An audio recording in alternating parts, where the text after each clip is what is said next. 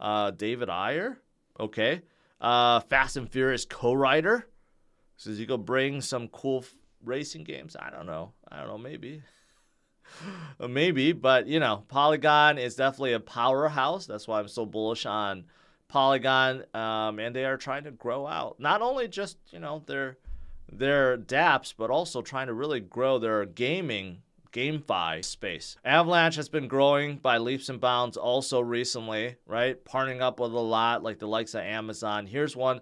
They're partnering up with SK Planet to expand the Asian footprint because they want to expand and bring in a lot of dApps and game makers. Like, for example, District 9 Director is launching a Web3 game, and they're launching their own subnet. So Avalanche right now is in a process of getting more subnets, which are essentially chains within Avalanche, and the chains can talk to each other, and they can utilize the resources in the main chain, Avalanche, right? And we have heard of other games like DeFi Kingdoms that have come aboard Avalanche already. They're also making a big push, not only to just get dApps and subnets, but also to just get games. You know, games, if you think about GameFi, games, maybe metaverses, they're kind of like a natural extension of Web 2 to Web 3, right? Like, it's a natural extension because people don't even know. They're just playing something that's cool or addictive or whatever, right? It's a really easy way to make that transition to get them from Web 2, where they're paying for the game or paying for in-game items, to 3, where you're playing to earn items that you can actually own and sell. It's totally different, but it's a really easy way, if you think about it, to bring users in to the space. And here's the subnets that's launching. It's still relatively small, but it's growing. It's growing. And DeFi Kingdoms was the very first subnet on Avalanche. Cardano whales. Cardano whales continue to accumulate, just like Bitcoin whales and Bitcoin holders. Cardano whales accumulate 560 million ADA in just 2 weeks. There's a lot of exciting interoperability stuff that's been happening on Cardano. This may be the reason, right? Not only do they have their stablecoin, but there's several projects. One that's bringing EVM compatibility. There's another that I forgot who is. No, I think Cosmos interoperability too. Anyways, there's a lot of interoperability that's happening, and plus Cardano's working on their own side chains. Plus, they're still working on trying to finish up the governance. I mean, there's a lot of stuff happening on Cardano right now, right? So, really no surprise at this point.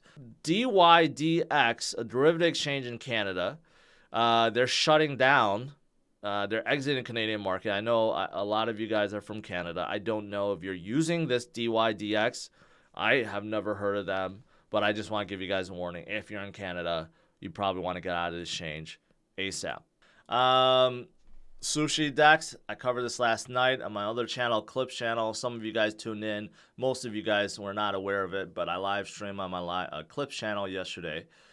Just to let you guys know, there is a Clips channel where there's short-term clips from these live streams that's posted on that channel in case you can't tune in. So make sure you follow that as well. But Sushi was exploited or basically hacked for $3.3 million. So unfortunately, that happened. Hopefully none of you guys got exploited. But one of the reasons why I don't use Sushi is because there always seems to be something bad going on with Sushi. I just don't know what's going on with them. You just really don't hear about this with Uniswap or anyone else, but you hear about it with Sushi all the time. So also I saw this, Animoca Brands, they're absolutely huge into gaming and NFTs. They're also partnered up with Yuga Labs. You guys know Bored Apes, right?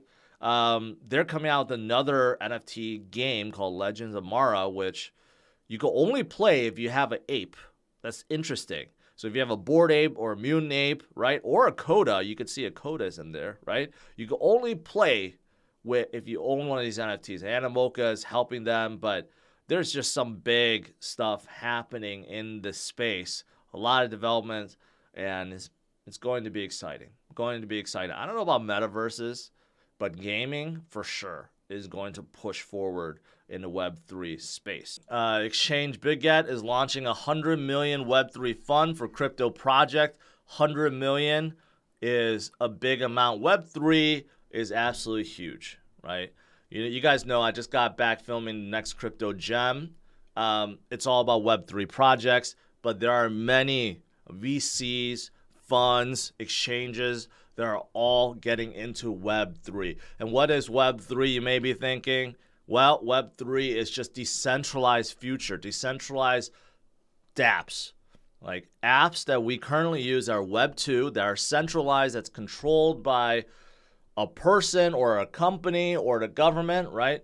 All the Web2 moving to Web3 means that they become decentralized, that they are powered by the people, running on a blockchain that's controlled by the people and no one else, right? And also means that you have ownership, meaning pictures or text or whatever you post belongs to you, not the projects themselves, which right now they will take that and sell it. They'll sell it to advertisers. They'll sell your personal information, your browsing history, what you have seen before, your buying patterns, right? Those kind of things they sell. But with Web3, they do not. You control that, right? If you want to monetize it, it's up to you, not them, right? That's why Web3 is a generic term, but it really is just the evolution of Web2. And it's a very exciting evolution of Web2.